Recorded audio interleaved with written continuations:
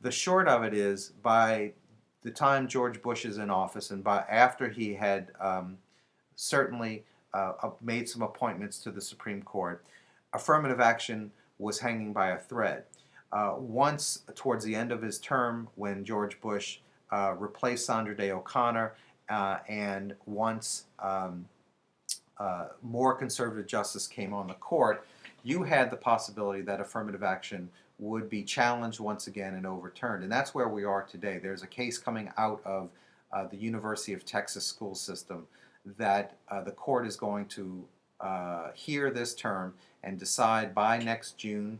The terms for the Supreme Court runs between October of one year to the end of June of the following year.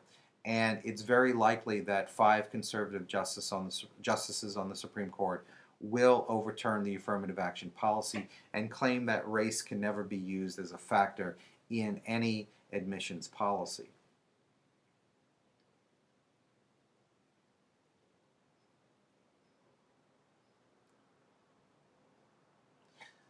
So that's sort of where we are with affirmative action. I will send the link to to some of the stories about the latest affirmative action case, and we probably will comment on that in the next discussion board segment.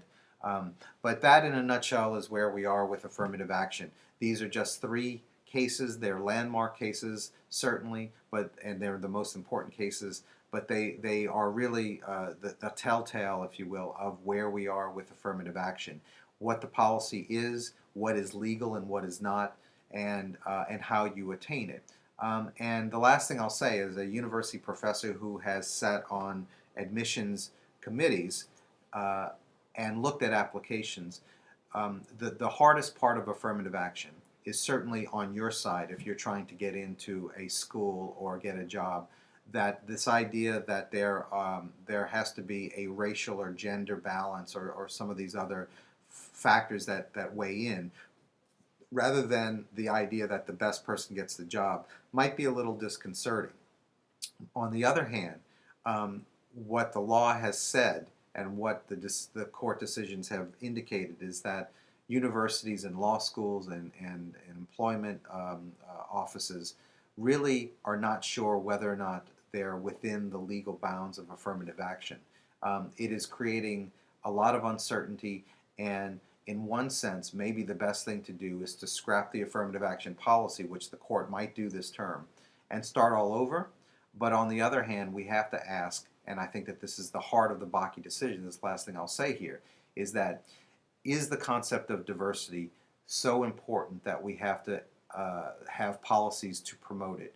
And because we consider ourselves a very diverse and pluralistic society, the worst thing, I think, would be that in positions of power you see perhaps all white males or all white females, or even a situation where only people of color are in the positions of power. We tend to think of the American system as fair, and we hope that everyone has a fair chance.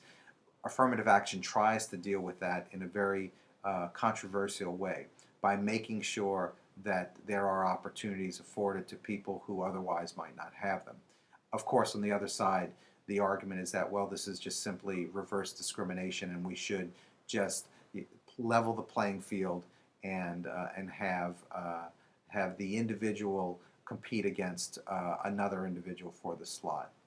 So I'm going to leave it there. Again, get in touch if you have any questions. Again, these readings are somewhat difficult, but I'm here at your service to try to explain them. Okay, so we'll see you next week.